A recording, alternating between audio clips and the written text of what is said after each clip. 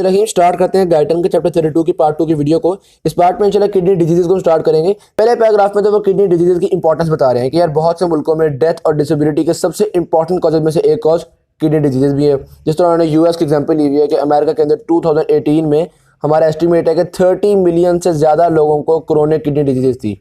ठीक हो गई बात। एनीवेज, किडनी डिजीज की दो कैटेगरीज हमारे पास। नंबर एक होती है एक्यूट किडनी इंजरी और नंबर दो होती है chronic kidney disease. Acute kidney injury होती है जो कि बहुत शॉर्ट टर्म का मसला बन गया, अचानक से मसला बन गया। ठीक है, सडनली किडनी का फंक्शन बहुत कम हो गया है या सडनली किडनी ने बिल्कुल ही काम करना छोड़ दिया है, तो इसके लिए आपको फौरी तौर पर या तो किडनी रिप्लेस करनी पड़ेगी, ट्रांसप्लांट करना पड़ेगा, और या फौरी तौर पर आपको डायलिसिस का बंदोबस्त करना पड़ेगा। दूसरी होती है आपके पास क्रोनिक किडनी डिजीज। इसमें आपके पास प्रोग्रेसिव लॉस ऑफ फंक्शन है, आहिस्ता आहिस्ता किडनी खराब हो रही है, डिटोरिएट हो रही है और यूजुअली इरिवर्सिबल डिटोरिएशन हो रही होती है। ठीक हो गई बात। तो ये आपके पास लॉन्ग टर्म है। खैर एनीवेज, डिटेल्स देखते हैं हम। सबसे पहले आते हैं हमारे पास एक्यूट किडनी इंजरी। इसके क्या कॉजेज हैं? एक्यूट किडनी इंजरी के कॉजेज को भी हमने 3 कैटेगरीज में क्लासीफाई कर लिया है। एक तो हम कहते हैं कि भाई आपके पीछे ब्लड सप्लाई में कोई इशू आया हुआ है। ठीक है, सर्कुलेटरी सिस्टम में कोई इशू है जिसकी वजह से किडनी प्रॉपर्ली फंक्शन नहीं कर पा रही। तो ये हो सकता है कोई आपका कार्डियक फेलियर हो, ब्लड वॉल्यूम बहुत थोड़ा हुआ हो, हैमरेज हो, या कोई भी इशू आपके पास पीछे है। तो चूंकि ये किडनी से पीछे कोई ना कोई मसला बना हुआ है, इसलिए इसको हम कहते हैं pre renal acute kidney injury. सही होगी बात। अगर acute kidney injury blood vessels के किसी इशू से हो तो उसको हम कहते हैं pre renal acute kidney injury. दूसरा हम कहते हैं कि भाई ऐसे कॉजेज हैं कि किडनीज के अंदर कोई ना कोई मसला है, किडनी में मौजूद ग्लोमेरुलर में कोई मसला आ गया, किडनी में मौजूद ट्यूब्यूल्स में कोई मसला आ गया, किडनी के अंदर कोई मसला आया।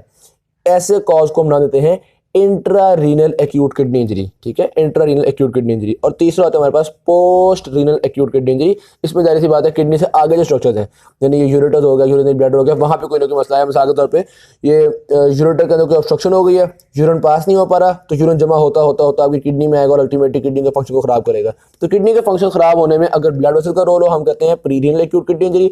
अगर किडनी बताते खुद गड़बड़ कर रही हो तो कहते हैं intra renal acute kidney injury. और अगर आपके पास यूरेटर्स की वजह से किडनी का फंक्शन सही नहीं हो रहा तो उसको क्या कहते हैं? Post renal acute kidney injury. Okay बात। और कई दफा एक से ज्यादा मसले बन जाते हैं कि ब्लड सप्लाई भी खराब हुई है और ब्लड सप्लाई खराब होने की वजह से किडनी के अंदर भी मसले बनना शुरू हो गए हैं, यानी कि प्री रीनल मसला भी आ गया, इंट्रा रीनल भी आ गया। तो ऐसा भी हो जाता है आपके पास। ओके बात। अब इनमें से एक एक कॉजेज को हम जरा मजीद डिटेल से देख लेते हैं। सबसे पहले देखते हैं हम pre renal acute kidney injury को। जाहिर सी बात है ब्लड वेसल में कोई मसला है। खैर पहले हम लोग ब्लड सप्लाई ऑफ किडनी को देखते हैं, समझते हैं। हमें ये बात पता है कि जितनी हमारी कार्डिक आउटपुट होती है, यानी हार्ट जितना ब्लड पंप करता है उसका 20 to 25% ब्लड हमारी किडनीज में आता है। ठीक है, तो वॉल्यूम के हिसाब से बात की जाए तो 1100 ml ब्लड पर मिनट आपके किडनीज में आता है। अब इतना ज़्यादा ब्लड आपकी किडनी में क्यों आ रहा है? सबको पता है इसलिए आ रहा है ताकि इस किडनी में से ज़्यादा फ्लूइड फिल्टर आउट हो और आपके पास यूरिन की फॉर्मेशन हो सके और हम एक्सक्रीशन ऑफ सब्सटेंसेस कर सकें, सोल्यूट्स वगैरह बॉडी से निकाल सकें। तो अगर किडनी की फंक्शनिंग प्रॉपर नहीं हो रही, या हमने यहाँ पे डिस्कस किया कि ब्लड फ्लो कम हो गया है, तो जब किडनी के अंदर ब्लड फ्लो कम हो जाएगा, जाहिर सी बात है थोड़ा यूरिन फॉर्म होगा, हम बॉडी से प्रॉपर्ली फ्लूइड्स को निकाल नहीं सकेंगे, बॉडी से प्रॉपर्ली सोल्यूट्स को निकाल नहीं सकेंगे। थोड़ा यूरिन फॉर्म होने की कंडीशन को कहते हैं ओलिगयूरिया। ठीक है, और ओलिगयूरिया में होता है कि बॉडी के अंदर फ्लूइड्स वगैरह जमा हो जाते हैं, सोल्यूट्स वगैरह जमा होना शुरू हो जाते हैं। ओके बात। और कई दफा ये होता है कि ब्लड फ्लो इतना कम हो गया है कि यूरिन की फॉर्मेशन बिल्कुल ही जीरो हो गई है। ठीक है, ब्लड फ्लो इतना कम हो गया कि यूरिन बिल्कुल बन ही नहीं रहा। ऐसी कंडीशन को नाम देते हैं एन्यूरिया। डाउन होगी बात। अच्छा, अब यहाँ पे थोड़ा सा और हम एक कॉन्सेप्ट को समझेंगे। यार किडनीज के पास बहुत ज़्यादा ब्लड जा रहा है। एक तो आपको पता है इसलिए जा रहा था कि उसमें से आपके पास मुख्तलिफ चीज़ों की एक्सक्रीशन हो सके, लेकिन इतना सारा ब्लड इतनी सारी ऑक्सीजन भी तो लेकर जा रहा है ना, तो किडनीज को इतनी ऑक्सीजन की ज़रूरत क्यों है? सीधी सी बात है, किडनीज कहती है यार जिस तरह बाकी सेल्स को अपनी रिक्वायरमेंट के लिए थोड़ी सी ऑक्सीजन चाहिए होती है, हमें भी अपनी ज़िंदगी के लिए थोड़ी सी ऑक्सीजन चाहिए, लेकिन आपने हमारे से यूरिन फॉर्म करवाना है। जब आपने यूरिन फॉर्म करवाना है तो आपको पता है नेफ्रॉन्स के अंदर बहुत सारी सोडियम की रीअब्जॉर्प्शन हो रही होती है, बहुत सी एक्टिव रीअब्जॉर्प्शन हो रही होती है, तो यहाँ पे बहुत ज़्यादा एटीपी यूज़ हो रही है। ठीक है, तो किडनीज कहती है कि भाई जितना ज़्यादा आपने यूरिन फॉर्म करवाना है हमसे, ज़ाहिर बात है उतनी हमें रीअब्जॉर्प्शन करनी पड़ेगी, उतनी ही हमें ऑक्सीजन की ज़रूरत है। तो जब ज़्यादा यूरिन फॉर्म करवाना होता है, इन रीनल सेल्स को ज़्यादा ऑक्सीजन की ज़रूरत होती है। ठीक होगी बात। जैसे ही ब्लड फ्लो में कमी आएगी, इनको ऑक्सीजन की सप्लाई कम हो जाएगी। ठीक है, लेकिन अब यूरिन भी कम बन रहा है, यानी कि इनकी ऑक्सीजन की रिक्वायरमेंट भी कम हो गई है। जो आपके सेल्स हैं, मिसाल के तौर पे मैं वैसे ही एक कोई यूनिट नहीं ले रहा, वैसे ही एक वैल्यू बता रहा हूँ। मिसाल के तौर पे इनके पास ऑक्सीजन आ रही है 10। ठीक है, सेल कहते हैं भाई मुझे मेरी अपनी ज़िंदगी के लिए तो ऑक्सीजन चाहिए सिर्फ 3, बाकी जो मैं 7 ले रहा हूँ ऑक्सीजन, वो मैं सिर्फ यूरिन की रीअब्जॉर्प्शन के सोडियम की और मुख्तलिफ चीज़ों की रीअब्जॉर्प्शन के लिए ले रहा हूँ। अब अगर मैंने ब्लड सप्लाई कम कर दी, यूरिन कम बन गया, हाँ ऑक्सीजन भी 10 की बजाय 7 आ रही है, वो कहते हैं कोई मसला नहीं, हमें तो अपने लिए 3 चाहिए थी, हमें वो तो मिल ही रही है, ठीक है। अब आपने ऑक्सीजन कम कर दी है, यूरिन भी कम हो गया, हमारे लिए आसानी है, कोई मसले वाली बात नहीं। हाँ, आप ऑक्सीजन मजीद कम कर दो, यूरिन मजीद कम हो जाए, ये फिर भी कहेंगे हमारे लिए आसानी है। हाँ, अगर 3 से कम ऑक्सीजन करोगे फिर कहेंगे यार 3 तो खुदा का वास्ता है, इतनी ऑक्सीजन तो मुझे अपनी ज़िंदगी के लिए चाहिए थी, इतनी तो दे दो कम से कम। तो यहाँ पे यही बात उन्होंने डिस्कस की हुई है कि अगर हम ब्लड फ्लो को कम करते जा रहे हैं, कम करते जा रहे हैं, तो आपके जो सेल्स हैं वो डैमेज नहीं होते, क्योंकि सेल्स को उनकी अपनी ज़रूरत के मुताबिक ऑक्सीजन मिल रही है। सही होगी बात। और रीनल सेल्स की ऑक्सीजन रिक्वायरमेंट भी ब्लड फ्लो के कम होने से कम होती रहती है।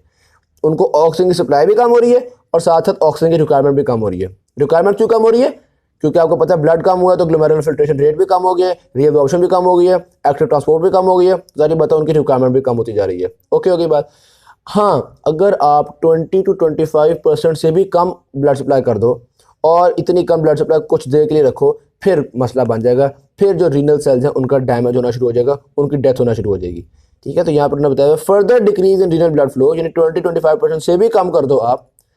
इतना डिक्रीज अगर आपने प्रोलॉन्ग किया, दैट विल कॉज डैमेज और even death of the renal cells, specially the tubular epithelial cells. अब वो जो रीनल ट्यूब्यूल के सेल्स हैं वो बेचारे हार मारना शुरू कर देंगे, उनकी डेथ होना शुरू हो जाएगी। सही होगी बात। एक बड़ी इंटरेस्टिंग चीज़ यहाँ पे देखिएगा, जब आपके रीनल सेल्स की डेथ होना शुरू हो जाएगी तो अब तो आप देखें मसला किडनी के अंदर भी आ गया कि नहीं आ गया। तो यानी कि अब intra renal acute kidney injury भी हो जाएगी, यानी कि usually pre renal acute kidney injury की वजह से ही intra renal acute kidney injury होती है। आपकी ब्लड सप्लाई में खराबी होती है, इसी वजह से आपकी किडनी के अंदर कोई ना कोई खराबी आ जाती है। ठीक है, कभी कभी ऐसा भी होता है और भी वजूहात है किडनी के अंदर खराबी आने की, वो भी आगे डिटेल से हम देखेंगे। लेकिन ये बात हमें पता चल गई कि ब्लड सप्लाई में कोई मसला आने से किडनी के अंदर कोई मसला आ सकता है। ऑल राइट, ये जो pre renal acute kidney injury है जिसमें हमने कहा ब्लड सप्लाई कम होती है, अभी तो हमने देखा ना ब्लड सप्लाई कम होने से क्या होता है, थोड़ा यूरिन बनता है जिसकी वजह से सोल्यूट्स और सारा कुछ बॉडी के अंदर रिटेन होना शुरू हो जाता है। ब्लड सेल्स की डेथ शुरू में नहीं होती, हाँ अगर बहुत ही थोड़ी सप्लाई होगी फिर ब्लड सेल्स की भी डेथ होगी।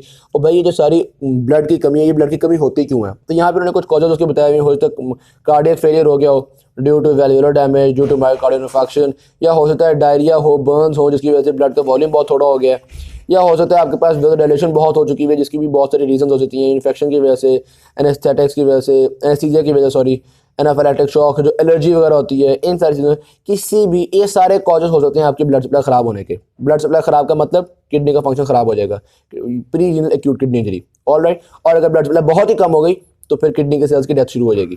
यहाँ तक आपको बात समझ में आ गई, यहाँ तक हमारे पास कंप्लीट होती है pre renal acute kidney injury. Next आती है हमारे पास intra renal acute kidney injury. Intra renal में किडनी के अंदर कोई ना कोई मसला आ गया। किडनी के अंदर किन किन चीज़ों का मसला आ सकता है?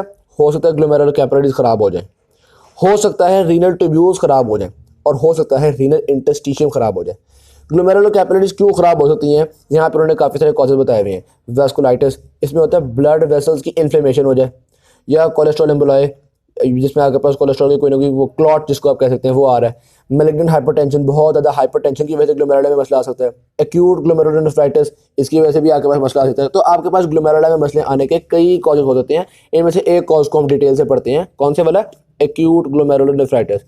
वैसे में पता चल गया इंट्रा रीनल मसला या ग्लोमेरुलर मसला ग्लोमेरुला के मसले से होगा, या ट्यूब्यूल का मसला होगा, या इंटरस्टिशियम का मसला होगा। ठीक है, ग्लोमेरुला के मसले क्यों आ सकते हैं? बहुत सारे कॉजेज हैं, इनमें से एक कॉज को डिटेल से देखते हैं। कौन सा कॉज है जी? वो ग्लोमेरुलर नेफ्राइटिस।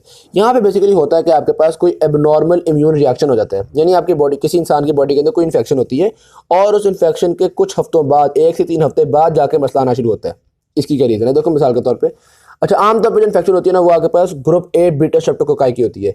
अब ये बैक्टीरिया बॉडी के अंदर एंटर हो गया, ये किडनीज में नहीं एंटर हुआ, किसी और जगह पे हो सकता है, थ्रोट में एंटर हुआ हो, टॉन्सिल्स में एंटर हुआ हो, स्किन में इवन इन्फेक्शन हो, किसी और जगह पर इसने इन्फेक्शन की है। ठीक है, आपकी बॉडी ने उसके इस बैक्टीरिया के अगेंस्ट एंटीबॉडीज़ बनाई, इम्यूनिटी चलेगी ना, आपकी इम्यून रिस्पॉन्स होगा, एंटीबॉडीज़ बनाई और इस बैक्टीरिया को काबू करना शुरू कर दिया। अब बैक्टीरिया और एंटीबॉडीज़ बाइंड करके आपको पता है कॉम्प्लेक्सेस बन जाते हैं। ये आपके पास इनसॉल्युबल इम्यून कॉम्प्लेक्सेस जो है ना, ये ब्लड से होते होते होते होते आ गए हमारे ग्लोमेरुला में। जब ये ग्लोमेरुला में आ गए तो ग्लोमेरुला में आके फंस गए, यहाँ पे बन गया मसला। अब इन्फेक्शन तो कहीं और हुई थी, यहाँ पे कोई इन्फेक्शन नहीं हुई।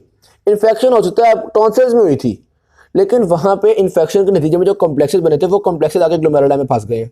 जब ये कॉम्प्लेक्सेस ग्लोमेरुला में फंसेंगे तो उससे आपकी ग्लोमेरुलर मेम्ब्रेन डैमेज हो सकती है, ग्लोमेरुलर सेल्स डैमेज हो जाते हैं, even basement membrane of the glomerula वो डैमेज हो जाती है। बहुत से मेसेंजियल सेल्स जो हैं यहाँ से टूट टूट के सेल्स टूटेंगे, मजीद ग्लोमेरुलर ब्लड वेसल्स में जगह जगह पे मतलब क्लॉट्स बनाना शुरू कर देंगे, ब्लड वेसल ब्लॉक होना शुरू हो जाएंगी। तो आपका जो इतना खूबसूरत ग्लोमेरुलाई होता है ग्लोमेरुलाई की डायग्राम अगर आप देखें तो ये देखो, इस तरह आपका खूबसूरत जो ग्लोमेरुलाई, बहुत सारी ब्लड वेसल्स जा रही हैं, इनमें से कई ब्लड वेसल्स जो हैं वो ब्लॉक होना शुरू हो जाएंगी। तो यानी कि आपकी जो ग्लोमेरुलर फिल्ट्रेशन रेट है वो कम हो जाएगा। तो ये आपके पास इंट्रारीनल इशू है, यानी किडनीज के अंदर इशू है। इंट्रारीनल में ग्लोमेरुलर कैपिलरीज डैमेज हुई हैं और डैमेज की रीजन क्या है? Glomerular nephritis. ओके बात, तो ये हमने ग्लोमेरुलर नेफ्राइटिस को देख लिया। और यहाँ पर ये भी देख लीजिएगा कि चूंकि आपके यहाँ पे ग्लोमेरुला में मसला बनना शुरू हो गया, इससे हो सकता है कि और भी कोई प्रोग्रेसिव इश्यूज बनना शुरू हो जाए, मजीद डिटोरिएशन होना शुरू हो जाए, जो कि क्रोनिक किडनी डिजीज को कॉज करे। प्रोग्रेसिव रीनल डिटोरिएशन हो सकती है, वो आगे हम डिस्कस करेंगे। ठीक होगी बात। तो intra renal acute kidney injury में हमने चेक कर लिया कि ग्लोमेरुलर में क्या मसला बन सकता है। अब देखते हैं ट्यूबुलर एपिथेलियम में क्या मसला बन सकता है। ये जो आपके ट्यूब्यूल्स होते हैं ना, रीनल ट्यूब्यूल्स, इनमें दो तरह के मसले बन सकते हैं। या तो इनको इस्कीमिया का सामना करना पड़े, ऑक्सीजन की कमी, या फिर कोई टॉक्सिन का सामना करना पड़े। ठीक है, इन दोनों कॉजेज को हम यहाँ पे डिटेल से देखेंगे। नंबर 1 देखते हैं इस्कीमिया। इस्कीमिया क्यों होता है? सीधी सी बात है, ब्लड सप्लाई में कमी होगी, इसी वजह से यहाँ पे ऑक्सीजन नहीं मिल रही, यानी कि कोई pre renal acute kidney injury है जो बेसिकली ये वाला इशू कॉज कर रही है। तो खास तौर पे ट्यूबुलर नेक्रोसिस में इस्कीमिया वाला जो कॉज है ना, इसमें आपकी main reason pre renal acute kidney injury होती है। ठीक है, तो सही बता, जब ब्लड सप्लाई कम आ रही होगी तो आपके जो ट्यूब्यूल्स के सेल्स हैं उनको कम ऑक्सीजन मिलेगी और ट्यूब्यूल्स के सेल्स डेथ भी अंडरगो कर सकते हैं। जब ट्यूब्यूल्स के सेल्स की डेथ हो जाती है ना, तो होता है ये वो अपने ट्यूब्यूल के एपिथेलियम से टूट जाते हैं और टूट के कहीं ना कहीं ट्यूब्यूल में फंस जाते हैं, तो आपकी ट्यूब्यूल जो है वो एक तरह से ब्लॉक हो गई।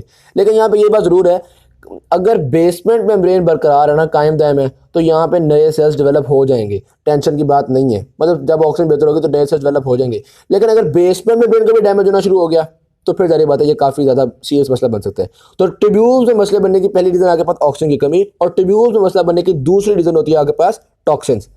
आपने कोई दवाई ऐसी खा ली है, कोई केमिकल ऐसे इंटेक कर लिया है। टॉक्सिन्स की उन्होंने बहुत सारे एग्जांपल्स यहाँ पे दी हुई हैं।